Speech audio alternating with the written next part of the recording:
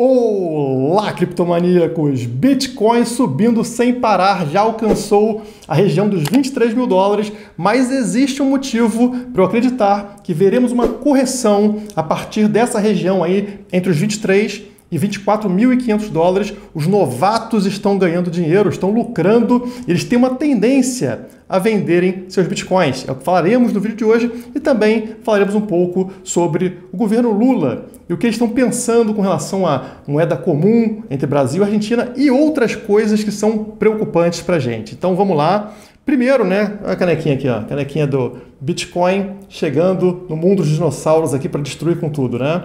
E eu estou aqui no escritório da Criptomaníacos, né? Vim visitar o time aqui. Estão gostando da nova estrutura aqui? Está bem diferente do padrão, né? Estamos ainda construindo, mas está ficando bem legal, né? Eu gostei pelo menos. Botem aqui nos comentários o que vocês acharam desse novo estúdio.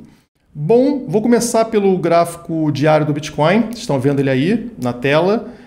Vocês percebem que Bitcoin subiu com tudo, rompeu primeiro a média móvel de 200 dias, essa linha verde, vocês estão vendo, né? E no último vídeo estava nessa resistência desta linha branca aqui, é uma resistência que já vem desde novembro de 2022, como vocês estão vendo aqui, e estava difícil romper e rompeu, passou com tudo, rompeu essa região aqui dos 21 mil dólares e subiu até a região dos 23 mil dólares, onde encontramos uma nova resistência, como vocês estão notando aqui.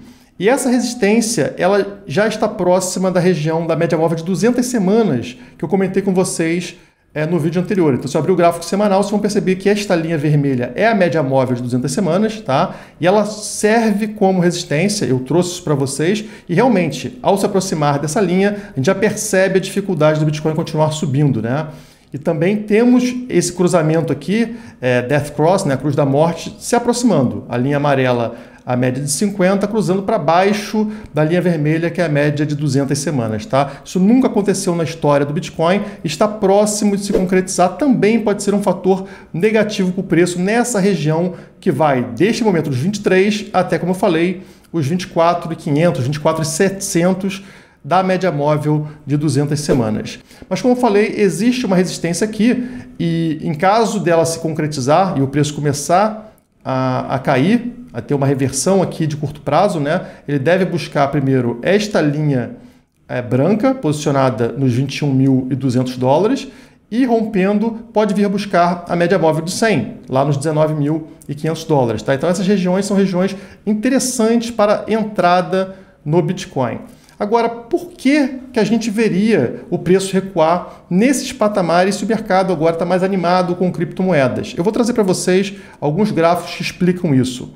Esse gráfico mostra o percentual de holders de curto prazo que estão lucrando com Bitcoin. Tá? Então, o pessoal ali que comprou Bitcoin recentemente, né, ali na faixa de 15, 16, 17, 18 mil dólares, está no lucro. E olha só, a linha vermelha apresenta justamente o percentual desses holders de curto prazo que estão no lucro. E aí está aqui em cima. Olha a linha vermelha onde ela está. Ela está no patamar de 92%. 92% dos investidores de curto prazo estão lucrando com o Bitcoin, que é um patamar parecido a esse que a gente viu aqui, tanto em novembro de 2021 quanto em março de 2021, justamente os picos históricos do Bitcoin.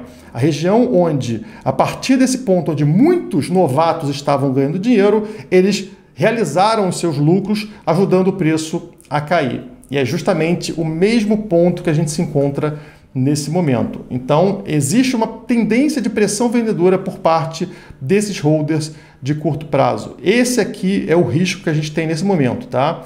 Junto com esses holders de curto prazo, nós também temos os mineradores. Cadê os mineradores aqui? Deixa eu encontrar. Estão aqui. Esses são os mineradores e eles também estão realizando, vendendo finalmente, porque estão enxergando agora um pequeno lucro e conseguem aumentar a sua venda. Você percebe que eles estavam acumulando nesse ponto aqui, algumas semanas atrás, estava verde aqui, ou seja, eles estavam acumulando e agora migrou para vermelho aqui, ou seja, venda por parte desses mineradores. Isso também é uma força vendedora, né, relevante, que pode fazer com que o preço recue nesse patamar. Por isso que eu acho que nessa região agora é normal a gente ver uma correção de preço, tá? região entre os 23 e os 24.500 dólares. Não deve passar daí antes de ter uma correção para aquelas zonas que eu falei, 21 até 19 mil dólares, tá? O único grupo que está otimista agora e com pouca tendência de venda são os holders de longo prazo, pessoas que estão no mercado já tem algum tempo. Vou trazer aqui o gráfico deles, são esses aqui.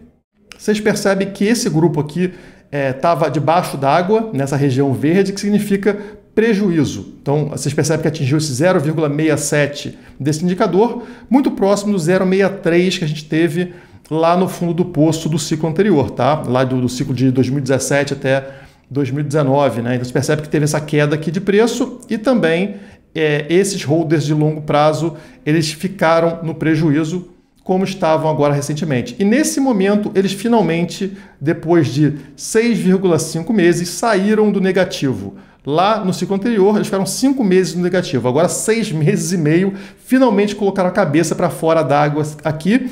E também poderiam ser uma força vendedora, né? Afinal, começaram a ter algum lucro, poderiam realizar. Mas não é a tendência desse grupo. Esse grupo é muito otimista com relação ao Bitcoin. Então, vocês percebem que no ciclo anterior, depois que eles voltaram para o lucro aqui, colocaram a cabeça fora d'água, não teve uma queda, continuou subindo. Ou seja, eles ajudaram aqui nessa subida de preço após esse momento. Então, esse é o grupo fundamental para o Bitcoin continuar subindo sem ter uma correção. Holders de longo prazo. Se eles começarem a colocar mais e mais dinheiro, eles podem segurar esse ímpeto de venda dos outros grupos.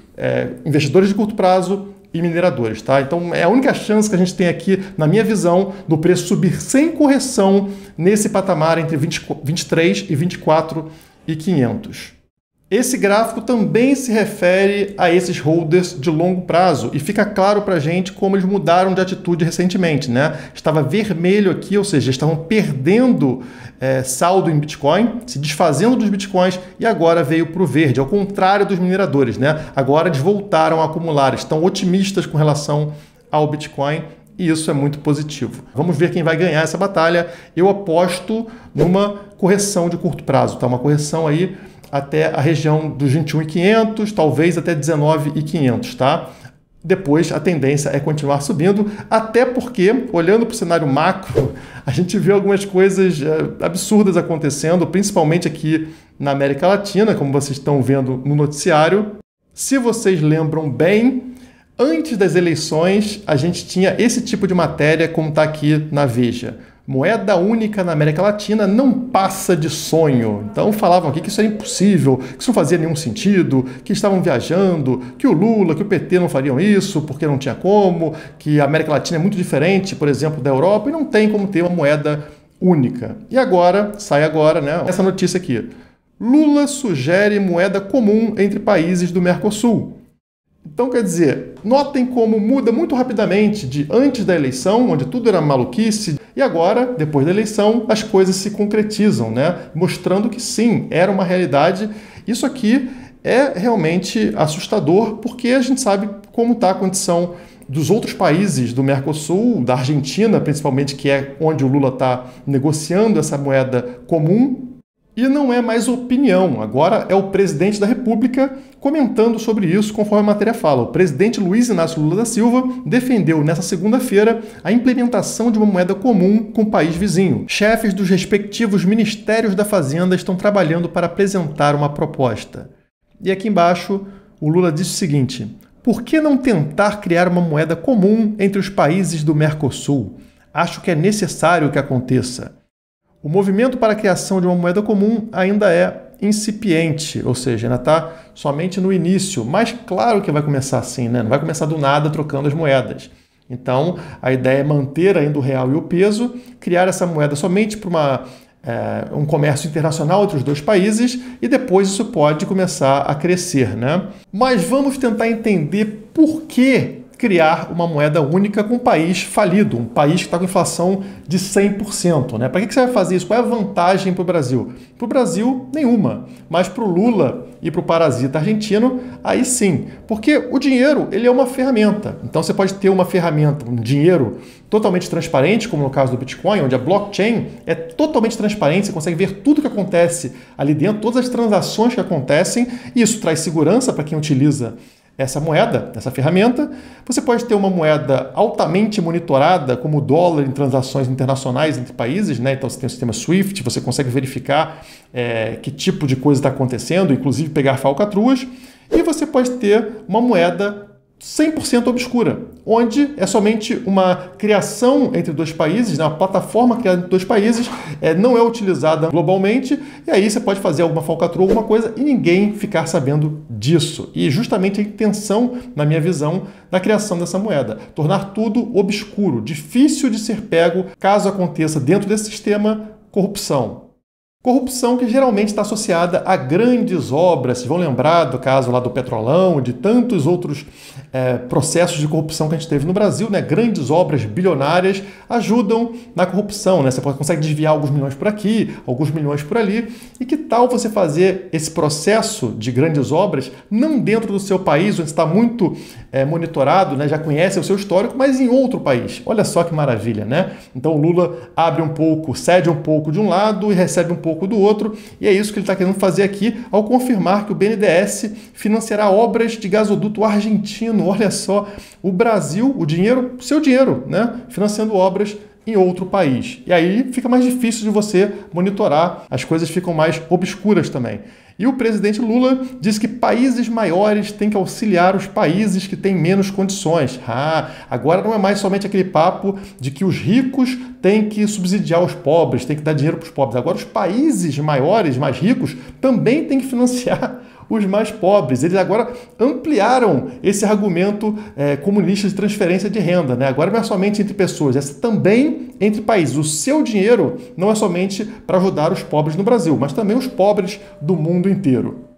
Isso aqui é altamente prejudicial e contra-intuitivo. O dinheiro, ele serve para punir, o mercado serve para punir aqueles que fazem um mau trabalho. E como é que essa punição acontece? Se você tem uma ideia ruim, se você lança algo que deve ser eliminado, o mercado vai te punir, o dinheiro vai te punir. Você vai parar de receber dinheiro, né? As pessoas vão parar de financiar aquilo que não dá certo e você vai falir, ou no caso de um governo, vai ser substituído, que é o que geralmente acontece com governos socialistas, né? Eles vendem uma ideia maravilhosa, começa a dar muito errado, as pessoas vão empobrecendo, e, claro, elas votam por outra coisa. Elas tiram aquilo que não funciona do poder.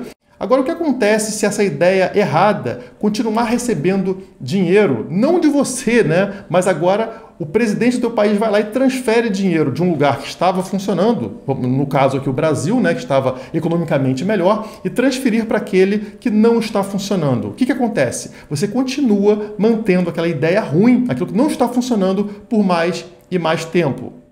Seria como se existisse uma empresa boa e uma empresa ruim, e você fosse obrigado a sustentar essa empresa ruim, ao invés de mandar o seu dinheiro para aquela que faz um bom trabalho. Então tem uma empresa aqui fazendo o correto, você está lá financiando ela, dando seu dinheiro. Aí sai uma lei que fala, não, agora 30% do dinheiro dessa empresa boa vai para a empresa ruim. Ela vai continuar viva no mercado, quando deveria sumir, justamente por fazer um mau trabalho, vender produtos caros, enfim. E aqui é o que está acontecendo entre países, né? O país que está funcionando melhor vai financiar aquele que faz um mau trabalho, e aí fica difícil das coisas evoluírem. No fundo, você está sendo roubado para financiar uma coisa ruim, uma ideia ruim. E a única forma que você tem de escapar desse roubo para financiar o que não funciona, o que não presta, é você não utilizando o dinheiro desses parasitas. Portanto, o Bitcoin se torna a ferramenta que você tem para se manter ali distante de tudo isso aqui, né? Não financiar bandido, não financiar mais ideias. Então essa é uma grande vantagem do Bitcoin, que tende a continuar se valorizando no longo prazo, justamente devido a essas medidas.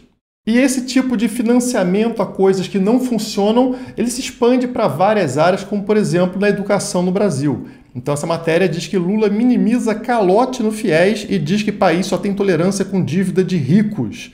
E aqui o FIES é o Fundo de Financiamento Estudantil, então o estudante ali que não teria condição de fazer uma universidade, ele pega esse empréstimo do governo, né, um dinheiro que na verdade não é do governo, é seu, você que pagou isso, né?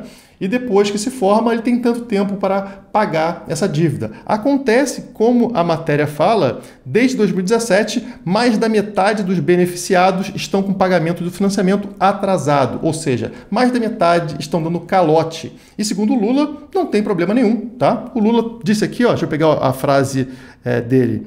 Não adianta me dizer que o FIES estava custando 5 bilhões, que já tinha dívida de 5 bilhões. Não tem problema. Lula sugeriu que não vai se incomodar com a dívida de estudante enquanto há tolerância com os devedores que são ricos.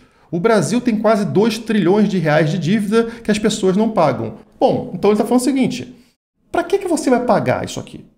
Se mais da metade não paga e ele quer expandir esse programa e não tem problema não pagar, segundo ele, quem vai pagar? Qual é o incentivo que ele está dando aqui? Não pague suas dívidas, não pague suas contas. E é isso que vai acontecer. Né? E quem vai pagar essa conta? Alguém tem que pagar essa conta. Você. Você que é a pessoa honesta lá, que foi roubado para bancar isso aqui. Então, cada vez teremos menos pessoas pagando essa dívida e você bancando mais e mais esse tipo de coisa.